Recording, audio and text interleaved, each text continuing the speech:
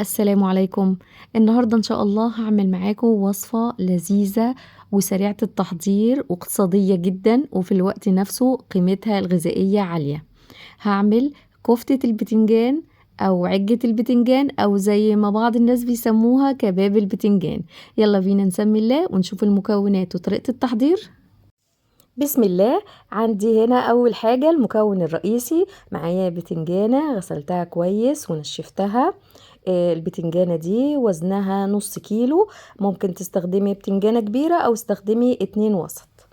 وببدأ بالسكينة بعمل فتحات فيها من كل جنب كده 3 أو 4 فتحات، وببدأ بشوي البتنجانة على البوتاجاز.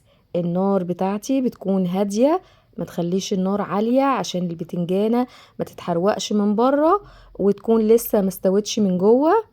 مش بتاخد وقت، 5 دقايق وبتكون انشوت. بتقلبي فيها كده من كل ناحية، بتاخد دقيقة من كل ناحية، وممكن أقل أو أكتر على حسب حجم البتنجان اللي بتستخدميه.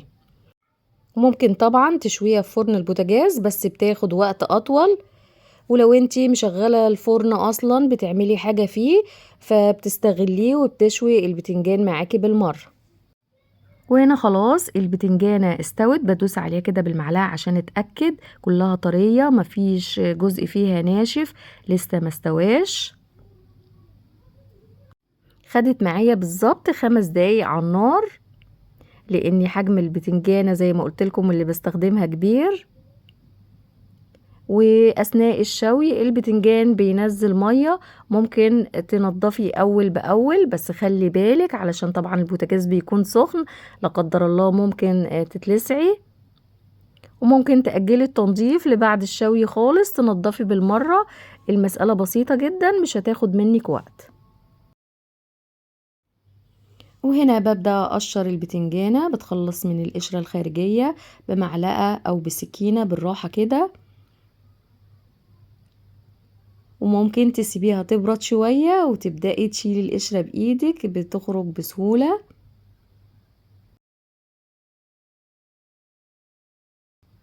وبقطع الجزء الأخضر اللي في البتنجانة، وببدأ بهرس البتنجانة بالشوكة، وممكن تضربيها ضربتين في الكبة عشان تهرسيها وتنعميها، بس الحكاية بسيطة مش مستاهلة كبة.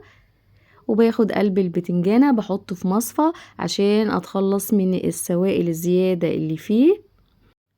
ويفضل انك تضيفي على البتنجان عصير نص ليمونة علشان يفضل ابيض وزي الفل كده، لان البتنجان بيسود ويتأكسد مع تعرضه للهواء لانه في حديد طبعا.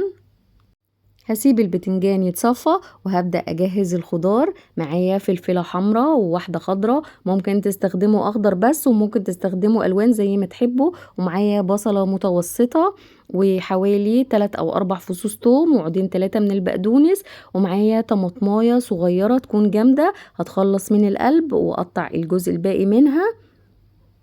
وهنا بعد ما البتنجان كانت صفى هحط عليه الخضار اللي قطعته لقطع صغيرة. ممكن تضربيه ضربتين 3 في الكبة بس من غير ما تعصريه وينزل ميته. وهضيف دلوقتي بيضة، وهضيف التوابل ملح ومعلقة صغيرة من الفلفل الأسود، الكزبرة، الكمون، البابريكا، ومعلقة كبيرة من بهارات المشاوي أو بهارات الكفتة. ممكن تستغنوا عنها لو مش حابين، بس بتدي طعم حلو قوي كأنكم بتاكلوا كفتة لحمة بالظبط. وضفت 3 معالق كبار من البقسماط، وببدأ بخلط كل المكونات دي مع بعض وعجنها كويس لغاية ما اوصل لقوام زي قوام عجينة الكفتة بالظبط. وبعد ما بتعجني لو لقيتي انها لسه مفرولة مش متماسكة، يعني مش هتعرفي تشكليها زي الكفتة كده، بتضيفي معلقة او 2 من البقسماط لغاية ما بتظبط معاكي. وهنا بليت ايدي بلة خفيفة بالزيت وهبدأ اقرص واشكل الكفتة. انا بعملها على شكل اقراص، انتوا ممكن تعملوها على شكل صوابع زي الكفتة او اقراص، بس تراعي ان حجم القرص يكون متوسط السمك، يعني حوالي نص سنتي بالكتير، ما تخليهاش عالية قوي عشان تستوي كويس. رفعت طاسة على النار فيها شوية زيت. الوصفة دي ما بتاخدش زيت كتير، يعني 6-7 معالق زيت بالكتير. سخنوا كويس وابتديت احط اقراص كفتة البتنجان. وبعد ما بحط اقراص الكفتة وبتأكد ان الزيت كان سخن جدا، بخلي النار متوسطة. وده مهم جدا عشان لو النار بتاعتك كانت عالية هتاخد لون بسرعة قبل ما تستوي من جوه. اول ما بنزل اقراص الكفتة في الصينية مش بقرب لها ولا اقلبها غير لما بتبتدي تشمع وتفك من الصينية وتبتدي تاخد لون من تحت. ما تقربيش ولا تحاولي تقلبيها قبل كده. وهنا بحاول اخد من الزيت السخن واحط على وش الاقراص علشان يسرع من عملية التسوية. وهنا هزيت كده الصينية لقيت الاقراص ابتدت فكت وخدت لون ذهبي، فبقلبها كده بالراحة. هي بتاخد دقيقة من كل ناحية او اقل. اول ما تاخد اللون الذهبي من تحت بتقلبيها على الناحية التانية تاخد لون. وهنا بعد ما خدت لون من الناحيتين برفعها خلاص من الطاسة. وزي ما انتم ملاحظين الزيت زي ما هو اهو، ما نقص منه كتير، لان الطريقة دي البتنجان ما بيشربش زيت. جربوا وهتعجبكم جدا وهتلاقوها خفيفة ولذيذة وما خدتش وقت طبعا في التحضير. بخرجها من الزيت على شبكة او على مصفى، ولو ما عندكيش على مناديل ورق عشان اتخلص من اي زيت زيادة ممكن يكون فيها. وبكمل باقي الكمية بنفس الطريقة، ما بتاخدش وقت ابدا، من اسرع والذ الوجبات اللي ممكن تعمليها. وده الشكل النهائي لكفتة البتنجان. زينتها برشة من البقدونس. ريحتها ما شاء الله جميلة جدا وطعمها اجمل، وفي الوقت نفسه قيمتها الغذائية عالية جدا. كفتة من غير لحوم او فراخ، اقتصادية جدا وسريعة التحضير، فيها قرمشة خفيفة من بره وطرية من جوه. كل اللي هياكلها مش هيصدق انها معمولة من البتنجان.